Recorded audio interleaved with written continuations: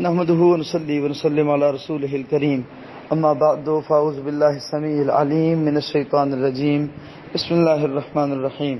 بھائی نے سوال پوچھا ہے کہ میرا بھائی دماغی طور پہ معذور ہے تو اس کی داڑھی کاٹنا ہماری مجبوری ہے، چونکہ اس میں غلاظت وغیرہ جو ہے وہ جمع ہو جاتی ہے تو گندگی کی وجہ سے چہرے پہ زخم بھی ہو جاتے ہیں، تو کیا ہم اس کی داڑھی کاٹ سکتے ہیں؟ بھائی مجنون سے تو ویسے ہی قلم اٹھا لیا جاتا ہے، مجنون اور معذور سے قدم اٹھا لیا جاتا ہے۔ پھر ایسا معذور کہ جو اپنی داڑھی کی حفاظت نہیں کر سکتا، آپ اس کے بارے میں اگر اس طرح کے سوال کریں گے، میں ان کی کنڈیشن نہیں دیکھ سکتا، باقی علماء کنڈیشن نہیں دیکھ سکتے۔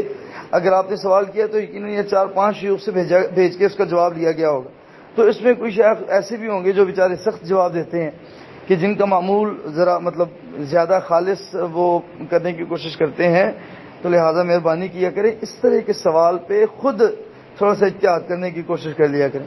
حالت جو سامنے نظر آ رہی ہوتی ہے اس پہ فیصلہ کیا جا سکتا ہے، بڑا آسان ہوتا ہے۔